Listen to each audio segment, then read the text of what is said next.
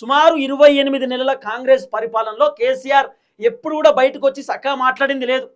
ఒకసారి ఏదైతే భారీ బహిరంగ సభ సిల్వర్ జూబ్లీ సెలబ్రేషన్ బీఆర్ఎస్ పార్టీలు పెట్టుకున్నారు. అంటే బీఆర్ఎస్ పార్టీ పెట్టి సుమారు 25 సంవత్సరాలు అవుతున్నాయని చెప్పి పోయిన సంవత్సరం కాంగ్రెస్ అధికారంలోకి వచ్చినటువంటి తర్వాత కేసీఆర్ వరంగల్లో భారీ బహిరంగ సభ పెట్టిండు. ఆ భారీ బహిరంగ సభలో కేసీఆర్ అద్భుతంగా మాట్లాడిండు, అనర్గళంగా మాట్లాడిండు. జనాలకు అర్థమైంది కేసీఆర్ వరంగల్లో భారీ బహిరంగ సభ పెడితే ఇసుకెత్తే రాలనంత మంది జనాలు వచ్చారు. సుమారు 10 లక్షల మంది జనం వచ్చారు. సభ మొత్తం కిక్కిరిసిపోయింది. ఎక్కడ చూసినా జనాలు జనాలు జనాలు, అంతమంది పబ్లిక్ వచ్చారు. సో కేసీఆర్ ఆ సభలో మాట్లాడిండు. కానీ ఎక్కడ కూడా రేవంత్ రెడ్డి పేరు తీయలే, ఎక్కడ కూడా కాంగ్రెస్ పార్టీ మంత్రుల పేర్లు తీయలే. కానీ ప్రభుత్వాన్ని విమర్శించింది కేసీఆర్, ప్రభుత్వాన్ని కోప్పడ్డాడు కేసీఆర్, ప్రభుత్వ వైఫల్యాలు ప్రభుత్వ తప్పులను ఎండగట్టిండి కేసీఆర్, ఎత్తి చూపించింది కేసీఆర్.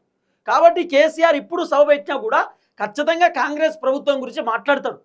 సో చాలా రోజుల తర్వాత ఇప్పుడు కేసీఆర్ సభలో మాట్లాడబోతున్నాడు. ఇప్పుడు కేసీఆర్ ముఖ్యమంత్రిగా ఉన్నప్పుడు చాలా భారీ బహిరంగ సభలు మీటింగ్లు జరిగినాయి. కేసీఆర్ సభలకు మీటింగ్లకు వచ్చి మాట్లాడేది.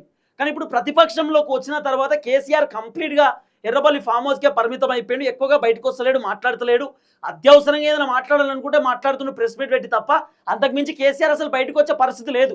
జనాలు కూడా ఆసక్తిగా ఎదురు చూస్తున్నారు. జనాలు కూడా కేసీఆర్ బయటకు వస్తే బాగుంటుంది, మాట్లాడితే బాగుంటుంది, కేసీఆర్ ఏదో ఒక విషయం పైన మాట్లాడాలని చెప్పి చాలా మంది ఎదురు చూస్తున్నారు. కాబట్టి కేసీఆర్ హైడ్రా గురించి కూడా మాట్లాడే కార్యక్రమం చేయొచ్చు. హైడ్రా తీసుకొచ్చి రేవంత్ రెడ్డి పేదవాళ్ళ ఇండ్లు ఊల్చేస్తున్నాడు, పేదవాళ్ళ గుడిసెలు లేకుండా చేస్తున్నాడు. రేవంత్ రెడ్డి తెలంగాణను మొత్తం ఆగం చేసేసిండు. హైదరాబాద్ బ్రాండ్ ఇమేజ్ మొత్తం తగ్గించిండు రేవంత్ రెడ్డి. రియల్ ఎస్టేట్ పడిపోయింది. రేవంత్ రెడ్డి వల్ల మొత్తం తెలంగాణ అంతా ఆగమైపోయిందని కేసీఆర్ మాట్లాడవచ్చు. సో కేసీఆర్ జగిత్యాల్లో 20వ తారీఖు ఈ నెల 1,00,000 మందితో భారీ బహిరంగ సభ.